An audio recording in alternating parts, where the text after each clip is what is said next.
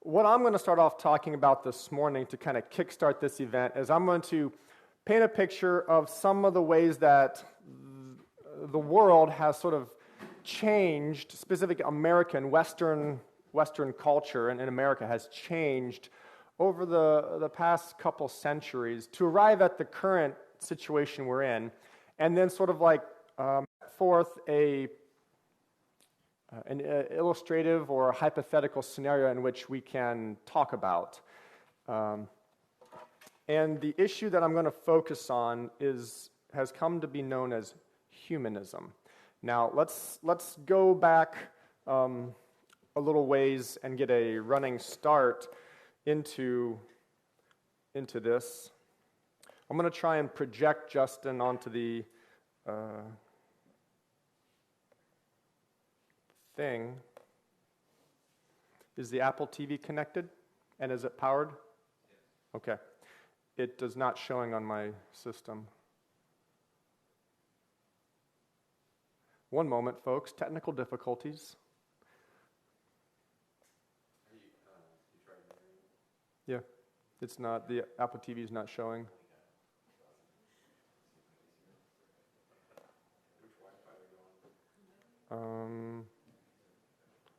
Truett guest.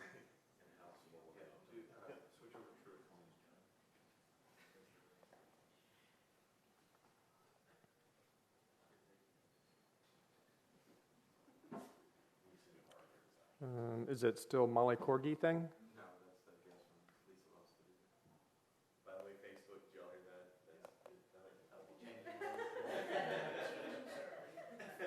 That's a temporary password.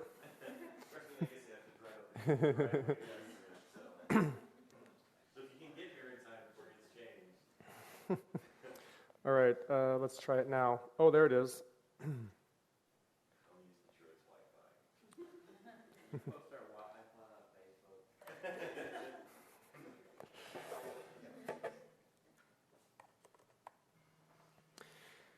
Technology is beautiful. Sometimes it just takes a little bit to get it to do what you want. Let's see if I've successfully done that now. Okay. All right, we're good. Why? No, it won't erase. I don't know what's wrong with that. There we go.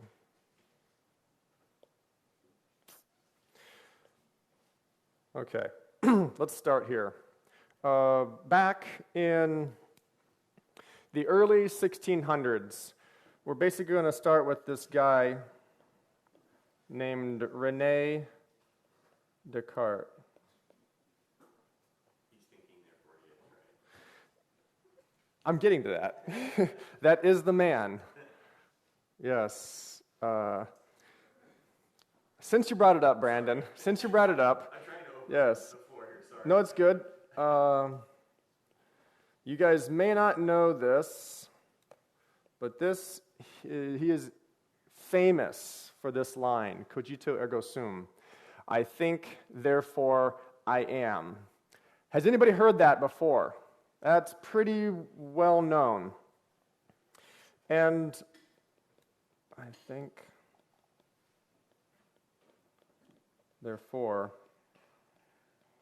So Rene Descartes, a pious Catholic, he wanted to basically distill everything down to a concrete form of knowledge that he called certain knowledge. He wanted to know, how can I know something for certain?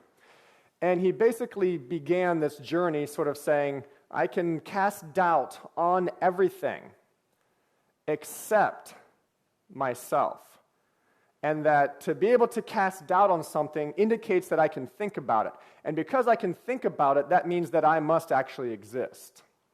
And from that basis of his own self-existence, he then would go on to construct understanding the rest of the world, including the existence of God.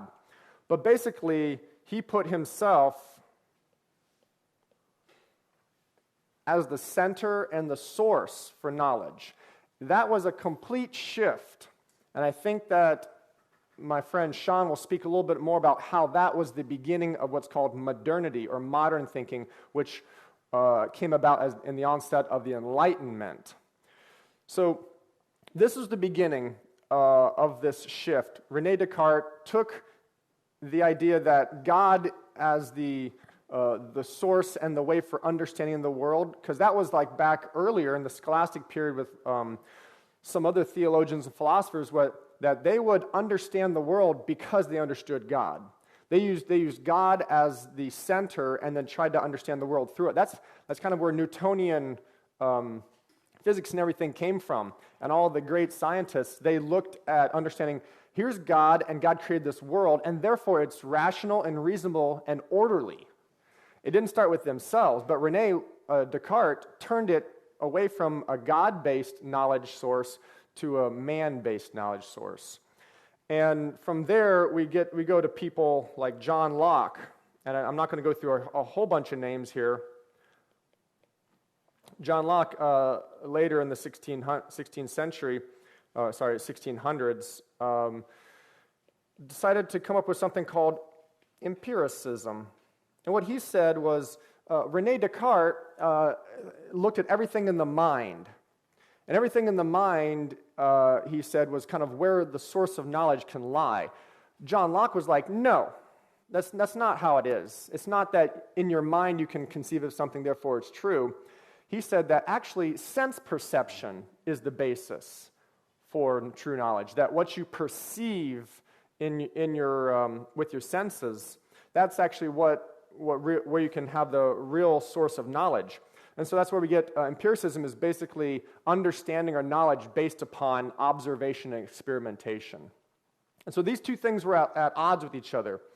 But up here with Rene Descartes, he basically tried to divide mind from matter. And so in the mind aspect up here, he put things like spirit. I mean, he was a Christian, and he was trying to actually defend the Christian faith and make it more impenetrable to criticisms. He put up here like spirit, thought, the will. He even put emotions up here in the mind. And then down here in matter, he put all the mechanistic types of things in the world. All the physical processes, natural laws, and things like that. John Locke, with empiricism, he didn't see the mind as providing anything of substance. He looked to matter. He looked to the way that our senses perceive the world around us. But then after him gave way to a guy named David Hume, who came along with a thing called skepticism, where basically anything that cannot be proven by scientific fact, this was the scientific revolution, that everything that could not be proven by fact was basically doubted. It was not could not be verifiable, and therefore was not actually considered to be truth. Following him, a guy named Immanuel Kant. Oops, that's not how you spell it. Well, you're right. Didn't Hume call it veil of perception? I'm getting that quote right. That there's this veil that we're trying to look through and it's hard to actually penetrate. Immanuel Kant or David Hume? Immanuel Kant had the thing called the appearances of forms, that what we perceive is the appearance of things, not actually a true form of them. And that goes back to Platonic thinking. The cave. Yeah, the cave of the shadows, yeah. There's so much we can talk about with the philosophy. I'm going to try and skip ahead a little bit more here. Immanuel Kant had this idea of absolute idealism. And what he was trying to do was say that you can come to a conclusion based on rationality about, I'm not sure why my tablet keeps on skipping like that, I apologize. You can come to a conclusion based on rationality about something that is an antithesis, meaning one thing is true and another thing is false, and they can't both be true. And he relied upon the law of non-contradiction very heavily. But then in response to him, there's philosopher Georg Hegel. And this is where my story kind of culminates. He came in to speak something about dialectic. That's a big word, dialectic idealism. And what he was about was trying to say, it's really not about this or this. The pursuit of truth isn't about saying what something isn't and then saying what it is. It's about a synthetic approach. It's about trying to bring ideas together. So rather than either or, the antithesis approach, it's a synthesis approach where it's both and, where truth can be found by bringing ideas together and merging them. And that's where the problem came with what we have today as relativism, that truth can be found by looking to merge ideas or permit multiple ideas to all be valid and true at the same time. So like coexist? Mm-hmm.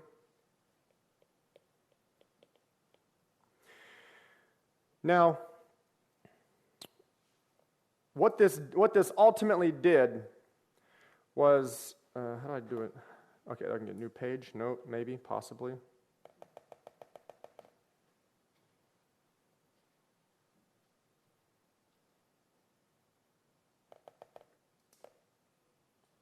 Hegel's a huge influence on Marx too, right? He was the basis for Marxism. Yeah. Yep, you're absolutely right. Okay, so Kant, in his idea of trying to make reason the dominant force, put human freedom up and put like nature below. So this is like the autonomous self. And this down here was all the Newtonian world machine, everything by natural laws. This is Kant. Yep, this is Immanuel Kant. And the reason why I'm pointing this out is because this would then pave the way for the idea that the values, the things that we stand for, our thoughts and our perceived notions of right and wrong are then distinct from what science has discovered and can prove by verifiable facts. So it's basically, you have the world in being under an empiricism, and then religion up here being relegated to the mind or the person. No longer a objective form of knowledge, but more like a subjective. Each person kind of has their own values. And this right here is really the issue that we find in our world today. When we come to face with this, and what I want to talk about is about how this influences our current culture and the way we talk to individuals who are outside of religion, who are maybe not necessarily atheists, but just don't have a particular belief system, that the world, the public, looks at things that are factual, scientifically provable, as being sort of like the world. The world is in this fact-based system that's provable. Now, if you want to get outside of that to religion, metaphysics, supernatural things outside the world, then those are values. Those are things that are not provable in the eyes of the public, and therefore don't belong there. And so what this ended up doing is, in the last century, there's been a rise in what is known as humanism. And humanism has its roots in Rene Descartes and the idea of the person being the center of knowledge. And there's been 3 different manifestos written, one in 1933, one in 1973, and one in 2003. And if you aren't familiar with what humanism is, it is the bedrock of the American culture. I would like to read to you the third Humanist manifesto from 2003. It's one page, but this will give you an idea of the dominant milieu that our culture promotes. So this is the Humanist Manifesto, the third one of 2003. Humanism is a progressive philosophy of life that, without supernaturalism, affirms our ability and responsibility to lead ethical lives of personal fulfillment that aspire to the greater good of humanity. The life stance of humanism, guided by reason, inspired by compassion, and informed by experience, encourages us to live well and fully. It evolved through the ages and continues to develop through the efforts of thoughtful people who recognize that values and ideals, however carefully wrought, are subject to change as our knowledge and understandings advance. This document is part of an ongoing effort to manifest in clear and positive terms the conceptual boundaries of humanism. Not what we must believe, but a consensus of what we do believe. It is in this sense that we affirm the following, and they have 6 points. First one, knowledge of the world is derived by observation, experimentation, and rational analysis. Humanists find that science is the best method for determining this knowledge, as well as for solving problems and developing beneficial technologies. We also recognize the value of new departures in thought, the arts, and inner experience, each subject to analysis by critical intelligence. 2, humans are an integral part of nature, the result of unguided evolutionary change. Humanists recognize nature as self-existing. We accept our life as all and enough, distinguishing things as they are from things that we might wish them or imagine them to be. We welcome the challenges of the future and are drawn to and undaunted by the yet to be known. 3, ethical values are derived from human need and interest as tested by experience. Humanists ground values in human welfare, shaped by human circumstances, interests, and concerns, and extended to the global ecosystem and beyond. We are committed to treating each person as having inherent worth and dignity, and to making informed choices in a context of freedom consonant with responsibility. 4, life's fulfillment emerges from individual participation in the service of humane ideals. We aim for our fullest possible development and animate our lives with a deep sense of purpose, finding wonder and awe in the joys and beauties of human existence, its challenges and tragedies, and even in the inevitability and finality of death. Humanists rely on the rich heritage of human culture and the life stance of humanism to provide comfort in times of want and encouragement in times of plenty. 5, humans are social by nature and find meaning in relationships. Humanists long for and strive toward a world of mutual care and concern, free of cruelty and its consequences, where differences are resolved cooperatively without resorting to violence. The joining of individuality with interdependence enriches our lives, encourages us to enrich the lives of others, and inspires hope of attaining peace, justice, and opportunity for all. And lastly, 6, working to benefit society maximizes individual happiness. Progressive cultures have worked to free humanity from the brutalities of mere survival and to reduce suffering, improve society, and develop global community. We seek to minimize the inequities of circumstance and ability, and we support a just distribution of nature's resources and the fruits of human effort, so that as many as possible can enjoy a good life. Humanists are concerned for the well-being of all, are committed to diversity and respect of those differing with yet humane views, and we work to uphold the equal enjoyment of human rights and civil liberties in an open, secular society, and maintain that it is a civic duty to participate in the democratic process and a planetary duty to protect nature's integrity, diversity, and beauty in a secure, sustainable manner. Last sentence. Thus, engaged in the flow of life, we aspire to this vision with the informed conviction that humanity has the ability to progress toward its highest ideals. The responsibility for our lives and the kind of world in which we live is ours and ours alone. That is the Humanist Manifesto, third one of 2003. So did anybody get from that the human individual is the center of everything? Like that kind of is what the whole humanist movement is about, is that humans in and of themselves can pursue and fulfill all their desires, all their aspirations. The fulfillment of what it means to be human can be found and discovered by humans alone. And so humans, in humanism, humans are the center, the end-all, be-all. We are basically the sole arbiter of what truth is and of how we should live.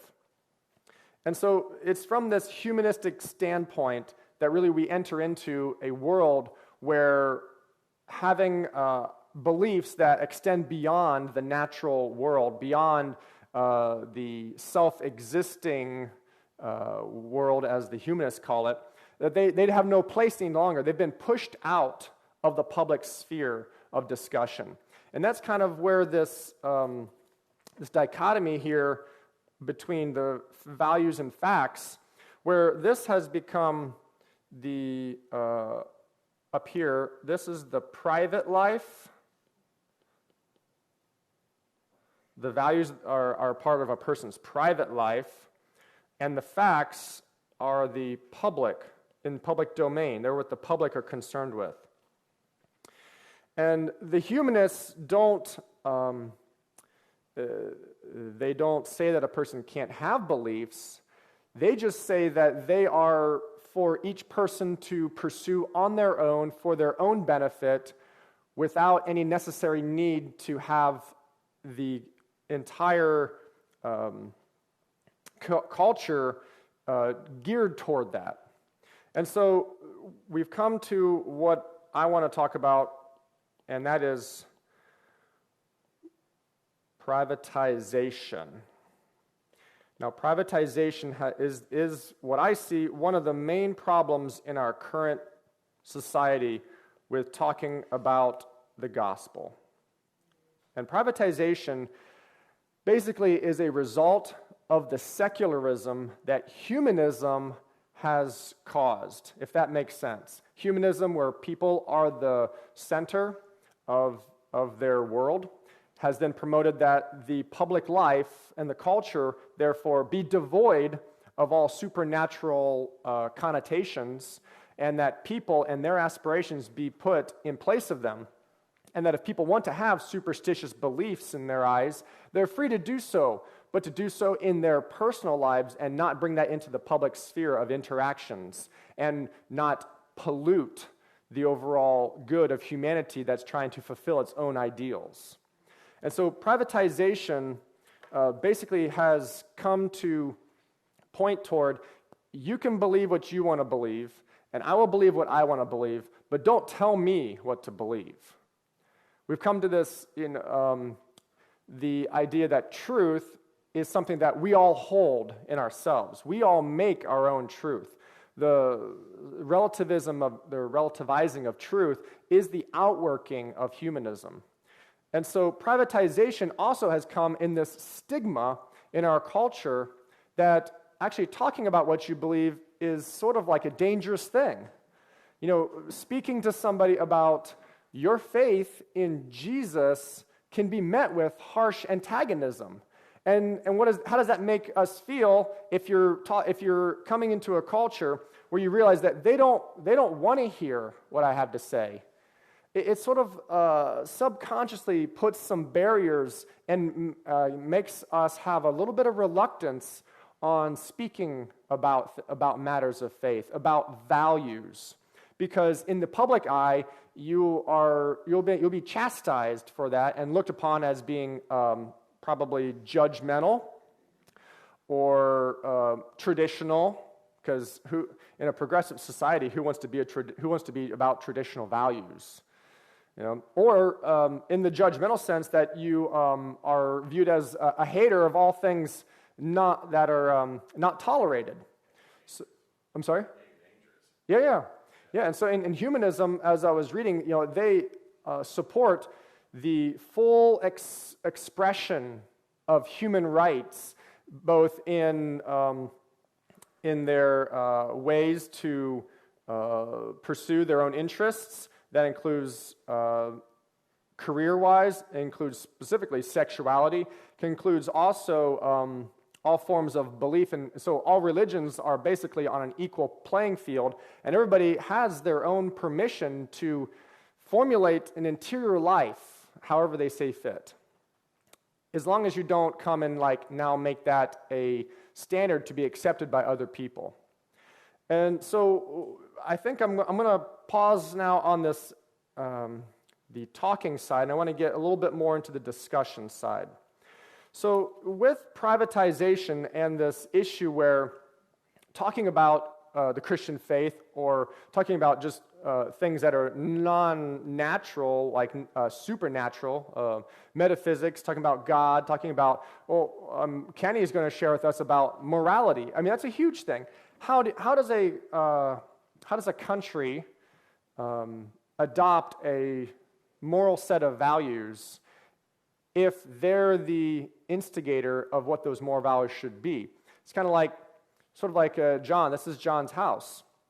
Well, all the rules inside of John's house, John devised because it's his house. And so if humanists, they look at the world as their house, and they design the rules for how to live in the house. So therefore, if they want to change the rules, they can change the rules whenever they want. And that's where morality loses its objective foundation, that if the person who designs the morals decides that those morals are no longer serving the interests that they want, then they can just change them.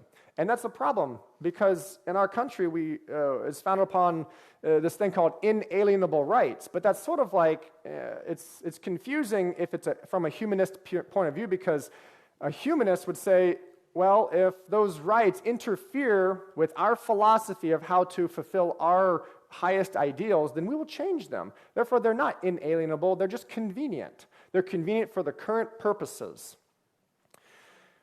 Now, what I want to do is, David, would you come up here?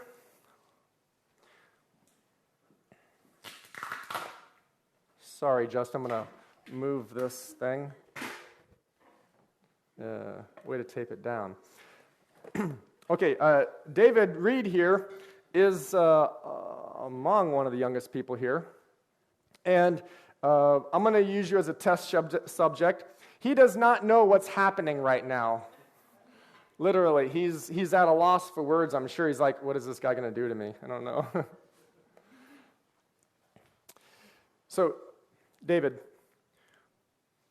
if I was to come to you and say, give me an interest of yours. What's a hobby you like to do?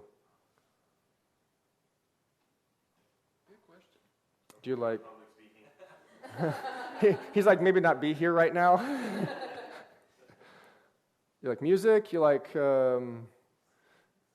sports, games, school, reading, workout? Okay, so exercising. Okay, so what if I came to you and I said that, only those big, burly guys with blood vessels popping out of their head use that creatine stuff. How does that sound to you? Like if I'm telling you what you should think about the use of certain types of supplements for performance enhancement, and I'm telling you that you should think about things this way. What do you feel? Does that feel inviting? First, I would have to validate that. Oh, speak up. It's okay. I would. Really loud. All right. Like yell. All right. Well, I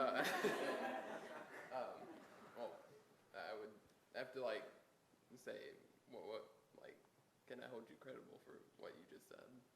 Because I don't know if you got a degree or anything. Good, great answer. He's looking for an authoritative validation. Now, that is unusual because usually people would be like, well, why should I believe that? What's it to me?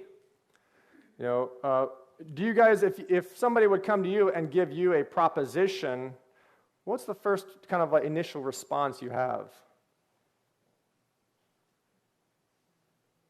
Brandon, you're talkative. I'm just going to pick on you. So I come to you.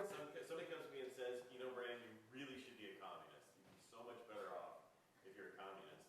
So I'm going to look back potentially at the things I already believe. I'm going to compare against what they're saying. Mm-hmm. And then I'm going to also double check and see, are they questioning me or is there a gun to my head? And they're saying it'll be better off if you're a communist. Otherwise, I'm going to pull this trigger. You're asking a question about how do we... Let's reverse it. Yeah. You really feel passionate about communism. And maybe that's not a good example to use. Let's, I can be a communist. how about let's do socialism? Okay. So it's a little bit softer. you believe in, how about this? Humanists are here, I'll be a humanist. Great. Right? Humanist. I think And you want... sharing of resources through all of humanity is what's best for humanity. And you want me to be a humanist because you want me to respect each and every person for their own beliefs and their own pursuit of happiness and the ideals of the fullness of humanity. And you want to persuade me to be that. Right. And how would you begin that conversation? Okay, so first, if I'm a humanist, I'm probably going to say you are one of those dangerous religious people that believes in some kind of objective moral value system that you're pressing on others. So you're a threat to the community. Mm-hmm. And that is great. Let's stop right there. So what you're doing, and this is typically kind of the way that a lot of us tend to approach conversations. We want to kind of point out, first of all, the mistake. We're going to point out the error. Like, okay, let me just show you, first of all, why you're not quite where you need to be in your thinking on that before I even go into talking about where I think you should be.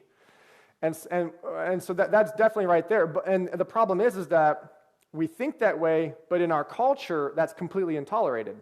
You are attacking me and trying to undermine my current existence and what I think is right, and before even trying to persuade me to consider something.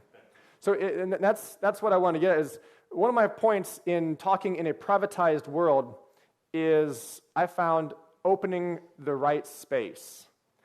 You have to open up a space for the conversation before you can even begin it. And that comes by being non-threatening.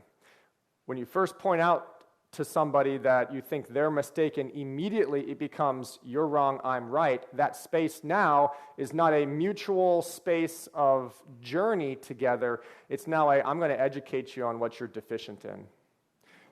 You can stand up here, but I'll use you again if you want. Would you respond better to somebody coming to you and saying something like, let's take humanism, and let's say I come to you and I say, well, so Brandon, he's like, how did you word it? Oh, you're a threat to the community. Yeah, your religion is a threat to our society. So I'm telling you that basically what you believe is a threat and it's harmful. Would you respond better to that approach, first of all, or would you respond better to an approach of like, I don't understand how the Christians believe that they are superior and have a better way of living under these supposed rules and regulations from a divine being. Like, do you see the difference in whether I'm accusing you, first of all, of being wrong, or whether or not I'm asking you to consider a proposition? I would go with the second option, but the first, I would first ask them. I need you to yell. No, all right, I would first ask. Twice that loud. I would first ask them if they were, agitated by me in some sort of way, because we can't really get nothing done, communication-wise. If, you're agitated towards me, you obviously got something against me then, yeah. Yeah, so what David's saying is basically, he's going to come back and be like, what's your problem? What's going on here? Why are you attacking me? And that's the privatization issue of our society, is like, if we try to push ideas onto somebody, they're going to come back with being like, whoa, why should I be just adopting this point of view from you. And I think Sean's going to talk a little bit more about it, because in our current age, it's about having authenticity. It's about being a genuine person. And the problem with the privatization and the way that religion's been pushed out of the public sphere is that people don't want to talk about it because it becomes completely accusatory, usually, because we don't know how to speak in contextualized terms to open up a space for genuine dialogue. Now, genuine dialogue would look something, I think, like this. So I was saying, I don't understand. So you're the Christian, and I'm the humanist. I don't understand how the Christians believe that their religious system is going to solve the problems of the world. Now, I've asked you a question, and what does that offer you? That offers you a way for you to speak into the space where you're at. And so I'm not going to ask you to respond to that, but let's say you do. You come back and say, well, the Christian faith does X, Y, and Z, and that is helpful because of A, B, and C.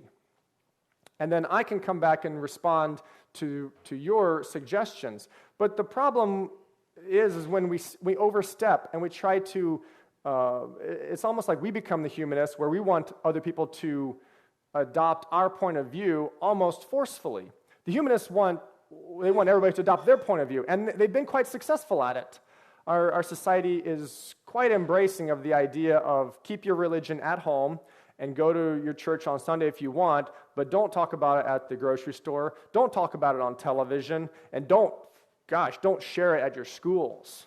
That's become the norm. And so they've pushed their agenda on us, and for us just to kind of push back, it's just going to be a culture war where I think, and this is my suggestion, the more effective means is to engage in a mutual journey together of investigation.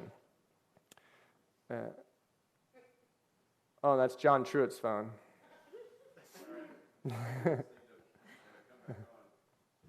Oh, you can sit down. I have one more thing that I think here.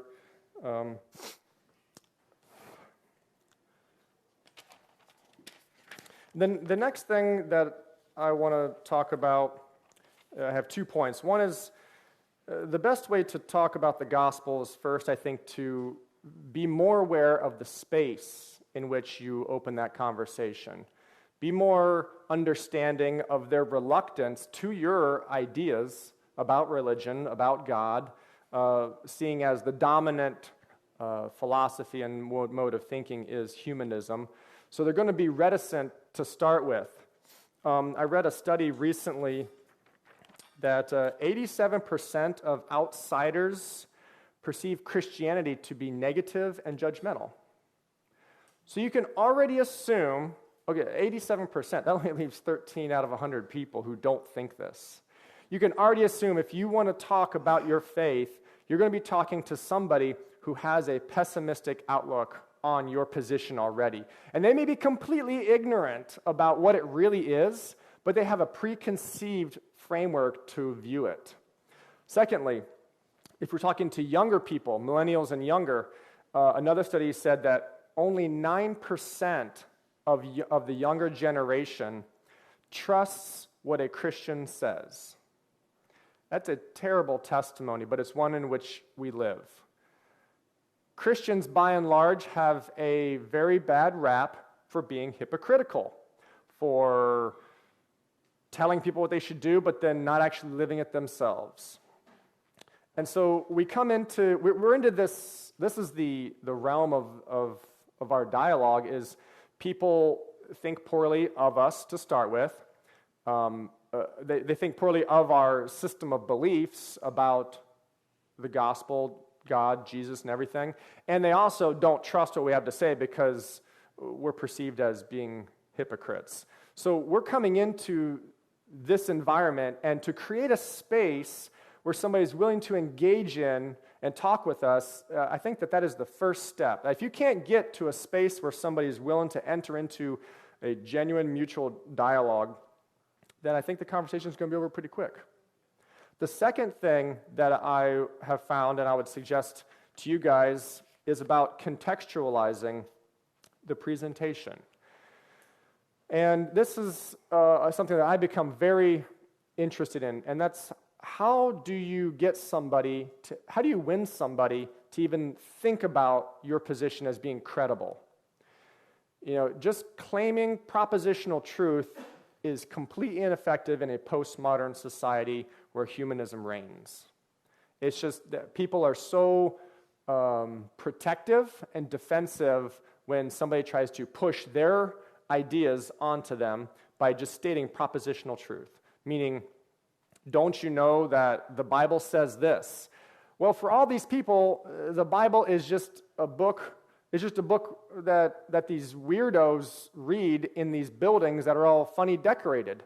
They don't view the Bible as authoritative. You can't start from the position of which you ground yourself. You have to start from the position in which they ground themselves. And contextualizing the presentation of the gospel requires us to rethink and sort of like get into their shoes, like what do they value and how can I begin where they're at? It's meeting people where they are. That's the basic bottom line. But a way to do that, first of all, before I get to that, I think we have to also understand that the humanist is very self-centered. The humanist is apathetic to all things not natural, and they are a pleasure-driven and empirically based society. It's basically, those are the stipulations upon which they operate. And so how can we make the good news actually good news to these people? Well, the way that I think, and I would like to suggest, is that we try to understand the thing that they prize most about that part of their world. And we speak into that the way that Jesus spoke into it in the first century. See, I don't think that there's anything really different, and we'd be able to turn that off. I'm glancing over at it, it's distracting. Jesus, in the first century, in the way that he spoke to the culture, I don't think is any different than the way that we should be speaking to our culture today. And there's going to be a whole presentation, and I'd like to talk a lot with you guys about that. But there's nothing different about the way that the world is working. It's just different labels, basically. Back in Jesus' time, the humanism of their day basically was a pagan mythology. Everything that they did to appease the gods was self-centered to begin with. It was just they believed in some abstract concept, where nowadays we believe in science or something like that, or objective, verifiable facts based upon experimentation and observation. So the thing is still the same, that people have always made themselves the center of the world and have tried to live out of that sphere, whereas today people have still made themselves the center, yet they've just changed the way it looks. So the last thing about contextualizing the gospel, and I call it engaging the heart. And I've found that if you want to have people actually consider what you have to say, you have to say it in a way that is meaningful to them, that actually reaches their heart. Now, it's meeting, when I say meeting people where they're at, and finding kind of where their personal interests are and beginning there, I'm not just saying, talk about similar interests. I'm not talking about you like baseball, I like baseball, or you want to talk about tractors, let's talk about tractors. It's not about the mutual interests so much as it is, why do you believe what you believe?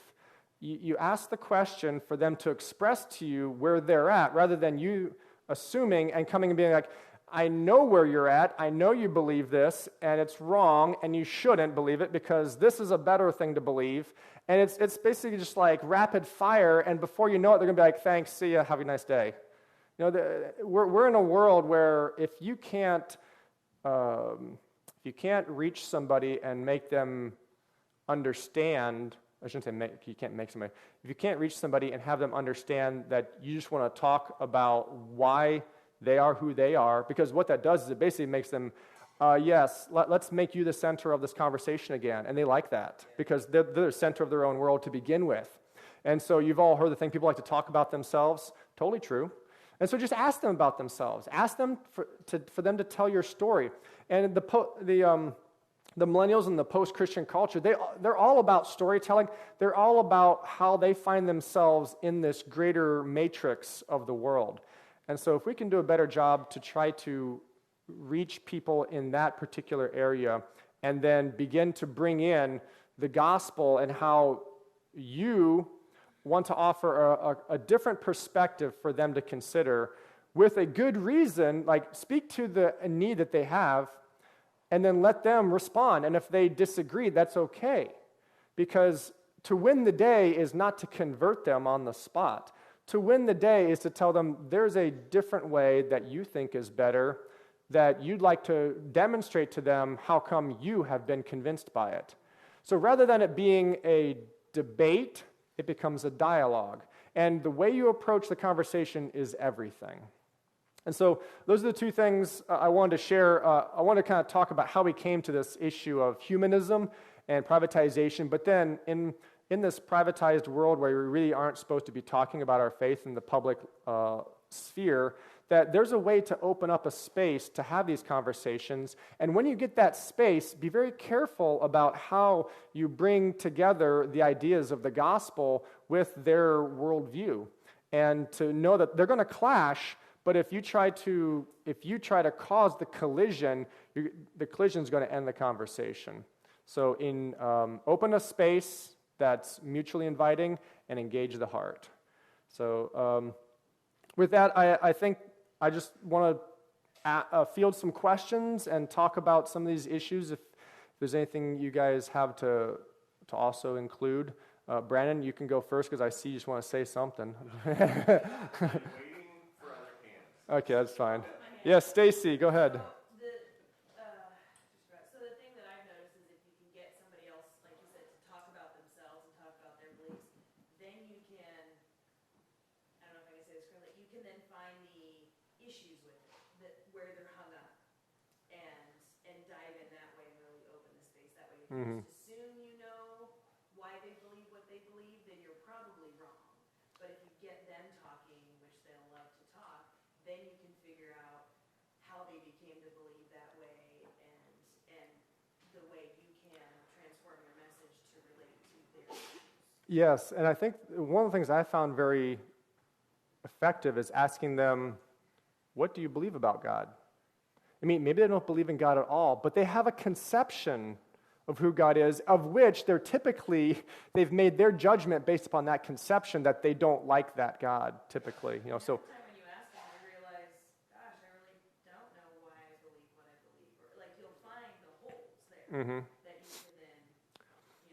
a conversation. That's another great point, because a lot of people, they have like a groupthink mentality that if they're part of a social circle that by and large just discredits theistic belief, sometimes they just adopt it because of in our humanness, our fallen humanness, we subconsciously try to conform to ideals that make us accepted in the group. It's just the way we work right now in this world, in this fallen world. So yeah, that's exactly right. Thank you for saying that. That was a great comment. Any other questions or any other experience? People, have you guys ever talked with somebody and received a very negative reaction because you brought up faith in a public arena?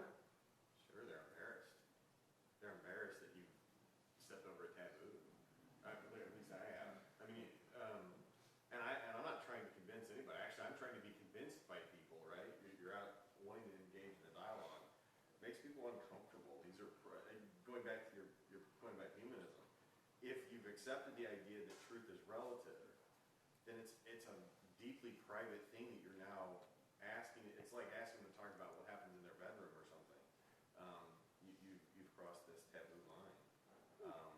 And yeah, to your second point, then if we're going to engage somebody there, the level of friendship and intimacy that has to be present first is much Mm-hmm. I mean, even honestly, I'm really, really happy to be here, but had it not been for the friendship of many, many people, it's a step you would take, right, to engage in this kind of dialogue. So, and even then, it takes courage for people to tackle stuff, because most, well, if you hold to a biblical kind of worldview, or a theistic worldview, then we all have these deep needs that if we're atheists are going unmet, and we cope with all the things we cope with, alcohol and food and sex and drugs, all this stuff.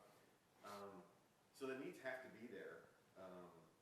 So I guess I would just second what I've heard here and just say I've been the person on the other end of that.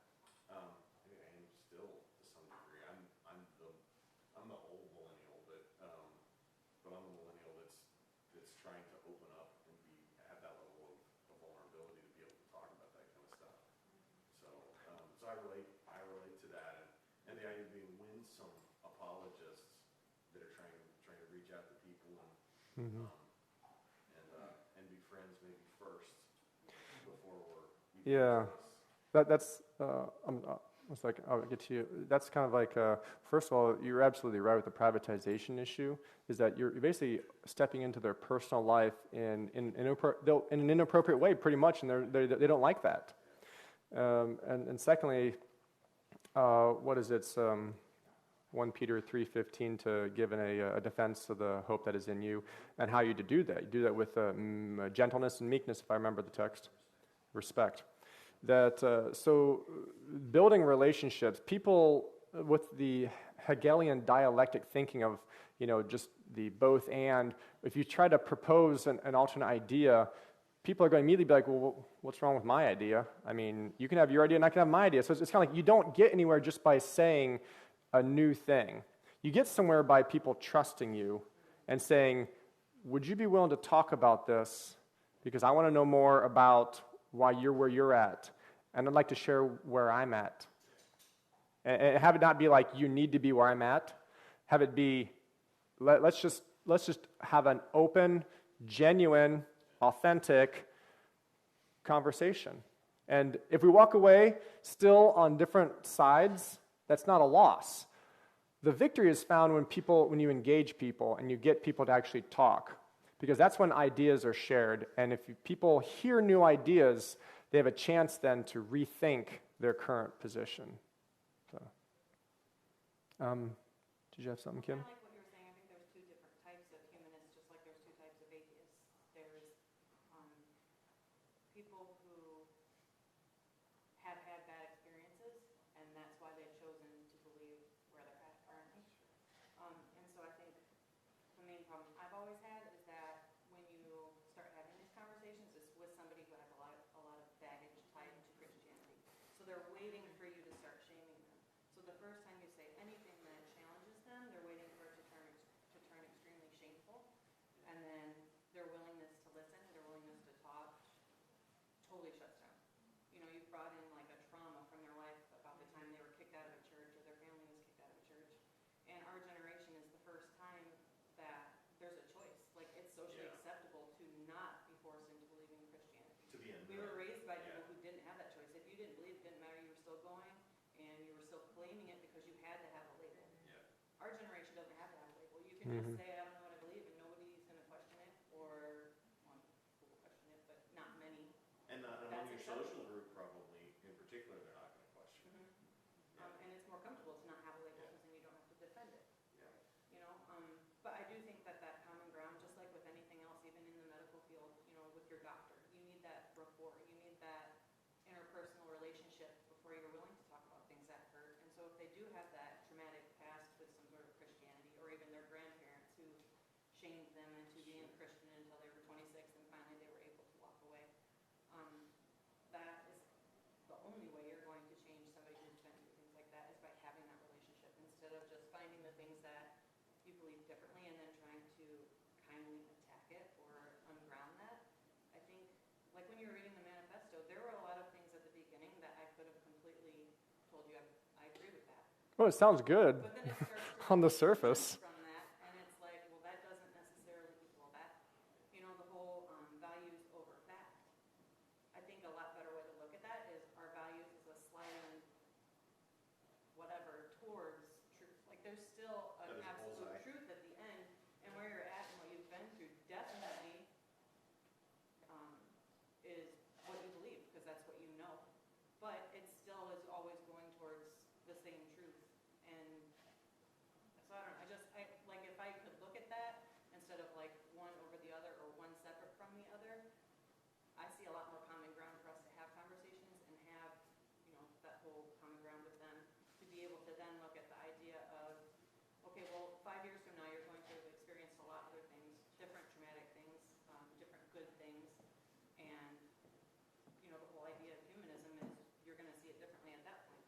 So what's to say that's not always going towards the same truth? There's still the truths, it's just you haven't experienced it yet. Yeah, and I think, From your eyes. yeah, I think there's different subjects that are more conducive than others to beginning that value system conversation as to where their trajectory toward truth goes. And Kenny's going to talk a little bit about that with morality is a really big one because it touches at it's the touchstone basically on, well, if everything that is believed to be right and wrong in our society is based on humanistic, empiricist, science-based system, then that system can begin to change and evolve as new advances and understandings come about and it changes. And so therefore, morality will shift and change as time goes along. But then you can present the opposite side to that as well as, well, what if there was a more consistent system? And so that starts the conversation, but you're right, there's a lot of ways to venture into that dichotomy between value and fact from a humanist perspective and a theist perspective. So I want to ask one question here. How's our time, John? I think we probably should wrap up here.